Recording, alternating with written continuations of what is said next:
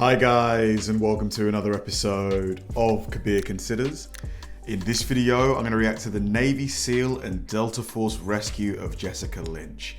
Now, this story, man, it drives me insane. So I watched a video about this, I think almost 2 years ago. And so basically, I believe she was held hostage in East Africa, and the Navy SEALs rescued her, but I don't really know much of the details of what happened. And Popo Medic, he's honestly one of my favorite channels on YouTube, does an amazing job of finding extra information that you wouldn't find in alternative videos about certain topics.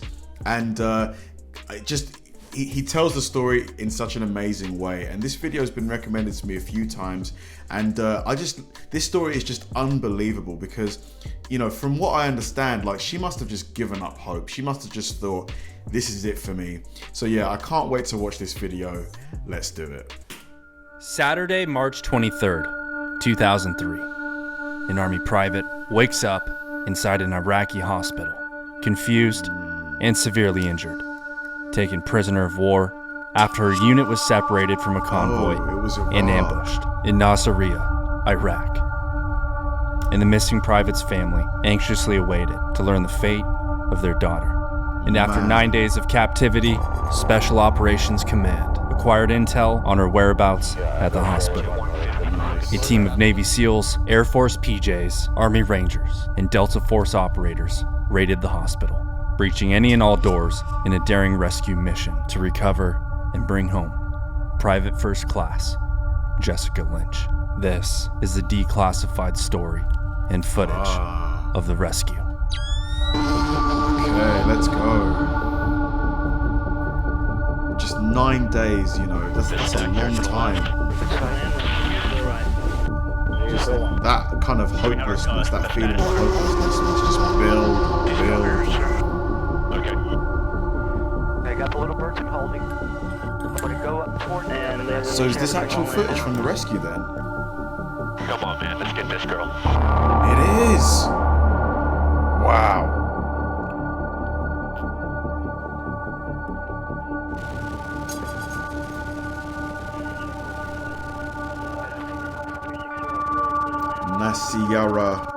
Nasiriyah, Iraq.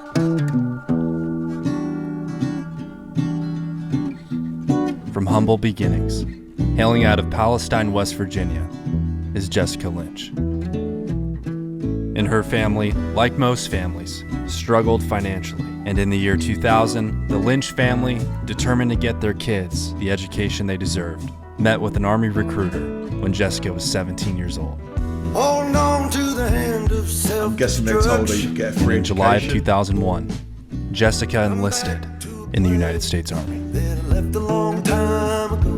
She picked the MOS of a 92 Yankee, a supply clerk, giving her parents an extra peace of mind. And after all, America was in peacetime. Soon to change though.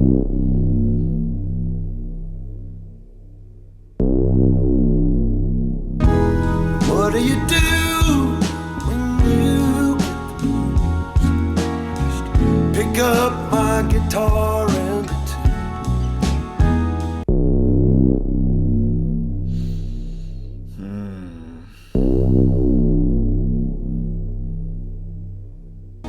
too much on your The juxtaposition of the cheerful music and then the boom. It's kind of unnerving, isn't it? play when I need to escape. Everything will be better when I find That's when Bush got told We understand about that the there Twin has been a Towers. plane crash on the southern tip of Manhattan. You're looking at And just like that, the Lynch family saw their daughter off to war. Man. And only just 2 like years later, in March of 2003, Jessica was deployed and found herself at the confluence of the invasion of Iraq. Talk about your life just flipping, just like that.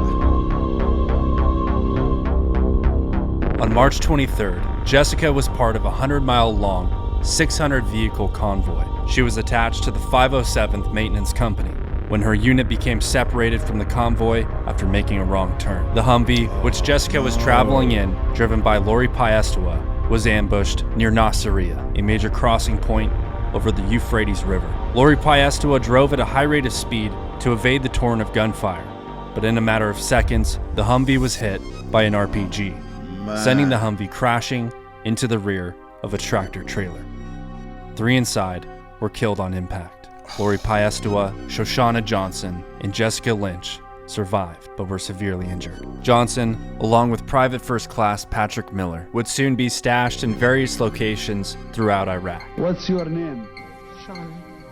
Shana? And after the ambush, the Iraqis went back to check the vehicles and found Jessica Lynch and Lori Piestewa alive but in grave condition.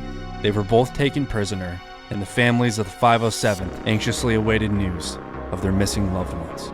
Can you imagine being a family member of Jessica or the other lady, and you hear that they've been taken captive in a war zone? There was no time for proper memorial services for the 507. War meant they had to focus on the next military objective. What do you think the fate of a woman is in the hands of Saddam Hussein? She's gotta be scared. Scared out of her mind. It's common sense what's gonna happen to female prisoners of war. It's inevitable. Jessica Lynch and Lori Piestewa were taken to a Nasiriyah hospital. The Iraqi forces, otherwise known as the Fedayeen, were not stupid by any means. They knew exactly how far Americans would and wouldn't go. They would use buses to move around the city, as they understood U.S. troops wouldn't attack a civilian bus, and they applied this method to their staging areas and compounds, such as schools and hospitals. The hospital where they stashed Jessica and Lori. Although some of the hospital employees still remained and reportedly attempted to help the wounded Americans by applying bandages and administering IVs, it seems they may have done more harm than good, as Lori Piestewa, inadequately treated by doctors, succumbed to her wounds. Oh no. And as for Jessica, she finally came to at the hospital. I mean, so this lady, Lori Piestewa, because of the circumstances in which she died, what happens? Does she get is she awarded something, like a Medal of Bravery? Is her family compensated in any kind of way? What happens? Is there a system in place that takes care of families of soldiers that this happens to? And observed Iraqi men standing over top of her. And as she tried to flee, she realized in that moment she couldn't move, and the severity of her wounds.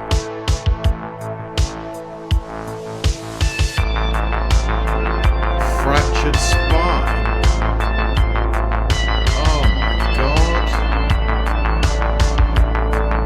So she's completely immobilized, right? 2 of the men in the hospital attempted to amputate Jessica's leg. Jessica fought them off with an oxygen mask, begging the men to leave her alone.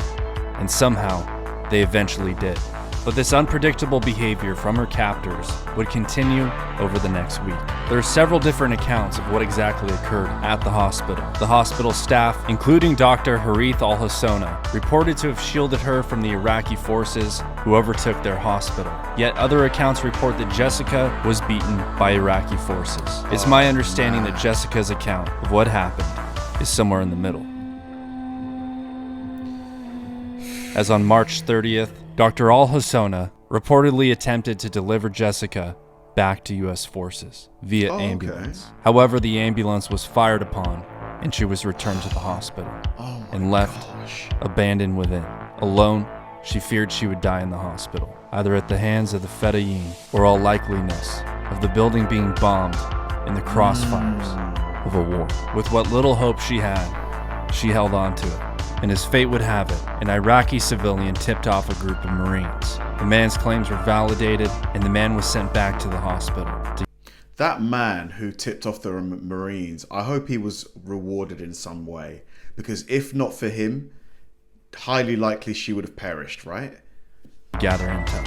And the op was May, a team of Navy SEALs and an element from the Joint Special Operations Task Force 121, composed of U.S. Army Special Forces Green Berets, Air Force PJs, Army Rangers, 160th Special Operations Aviation Regiment, and Delta Force, coordinated the operation. And fun fact, former Navy SEAL Andy Stumpf was part of this team, which is pretty cool. Intelligence gathered at the time reported that the hospital could potentially hold 500 plus Fedayeen adversaries. The ops team ran scenarios through tape outlines of the hospital blueprints. They knew where the doors and stairs were.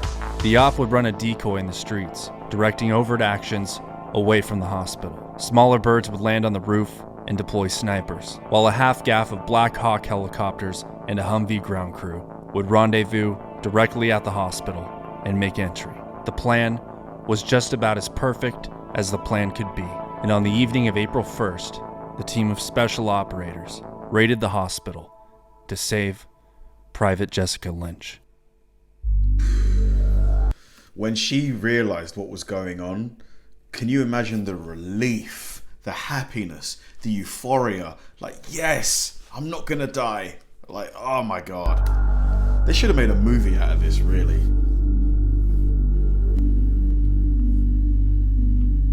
So looking good, real good. You can probably start swinging, Tony. Looking at 3 o'clock. Now to our 2, we're going to start swinging for the building. Roger, you're clear. Looking good. Go past them, John. They should be stopping right now. I'm okay to pass. 2-1's coming out. 2-2's coming out. Okay, looking good, John. Power at, I got you, 96, 80%. Got the shaft. Looking good. Tony, searching the highway. Looking good, John. 100 feet. Power, 87. Coming right over the building. Don't blow by. I'm okay. Over the building. Good. This is just wild. Get him out. 112. What you got? Ropers away. Power good, John. What you got? Easy on that cycling. Okay. You're good. So, are they communicating with the boots on the ground, or is it plane to plane right now? Out the left door there. You guys see anything in here might affect anybody? Are they about to land? Yeah, they're landing. Understand, breath on now. Tower, ladies, 04. Okay, guys, drop over. Coming through 50 knots, 50. Roger, sir. 4-2 is out. Any of you guys who are ex-military or just have like good knowledge about this sort of thing, explain to me what's happening now, because they're using a lot of like military lingo. Yeah, doing high. Looks like there's some flares up there on the front. I have a car on the left side. There's the car. I see the car. Coming down and forward. Here, clear the wires. Keep going forward. The wires, maybe the power cables, power lines. Okay, you're clear right. Clear down right. Okay. Yeah, slide a little bit left. Left. Okay, you're clear down right now. I'm guessing because they're kind of trying to avoid letting the people know that they've arrived. 9:30, 10 o'clock. Roger. Convoy. Aircraft convoy? Yes, sure it is. We have had seen just a little bit of tracer fire going from our tail. Tracer fire? So they're being fired on? Should be good. Wow. They're winning flags. So they were getting fired upon.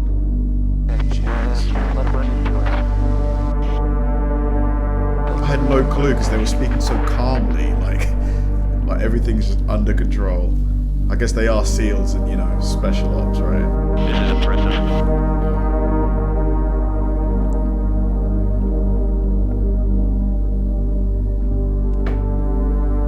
We've been on the objective now. 8 minutes into the Okay, mission. they're setting up blocking positions off to the right. All your weapons are holding to the right. All your weapons are holding period right now. Roger.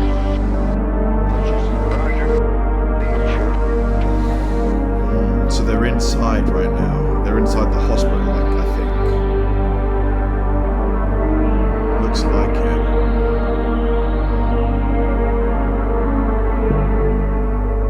Come on, man. Let's get this girl. Princess 4-3, Golf 01. Passes. Touchdown. Yeah, Over. they're definitely in the hospital. That's her. That's her. That was her on the stretcher, wasn't it? Yep. Here she comes, fellas. Moving this way. Okay, right now we've got Hilo bombing up both radios. This stack there to the left. Wouldn't surprise me if she just cried for hours hours and hours, just happy tears. Tears of like gratitude. I got the little bird that called me. We're to go up towards them and let them chassis fall in. Because out of the soldiers who get captured, how many get rescued? It's probably like a 1% type number. Roger, SoCal. That's a 4B flying Bravo taxiway, intersection Bravo Delta.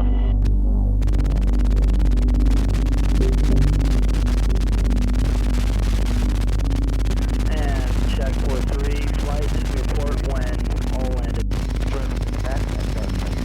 They're disembarking now. Must be back on the base. Yeah, they're back on the base. Man, she must. I can't imagine what condition she's in right now. Hopefully they gave her some medication on the flight, maybe some antibiotics or something.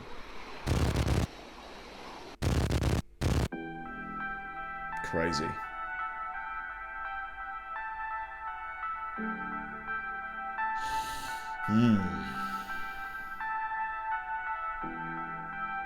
The operation went as smooth as possible. The intel of the 500 plus Fedayeen was a bust. However, according to the acting inspector general of the DoD at the time, the team received enemy fire from the hospital and the surrounding buildings, but neutralized the threat without suffering casualties. 11 bodies were recovered at the same time of Lynch's rescue, 9 from a shallow grave site and 2 from the hospital morgue, including the body of Lori Piester. On April... That's great. That's awesome, because at least her family now will get to, you know, put her to rest in their own way, have somewhere to visit, to mourn. It's still awful what happened to her, though. Awful. April 3rd, Jessica arrived in Germany and had her first round of surgeries. On April 12th, she returned to the United States to Walter Reed Medical Center. And on July 21st, she's presented with the Bronze Star, Purple Heart, and POW medals for her service in captivity in Iraq. Awesome. And on July 22nd, Jessica Lynch is discharged from Walter Reed Medical Center and is finally brought home. Wow. So it took her like, what, 2-3 months to get back to, you know, physical health. Can she walk like? Because I know that she had a spinal injury. Is she able to walk and stand?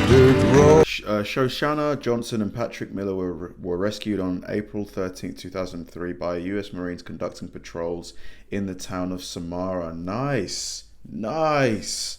Back down the old dirt road. Take me back. Look at that. It tells you everything. Like, look at the emotion on her face. Down the old dirt road. Blimey. Camera right there. Smile.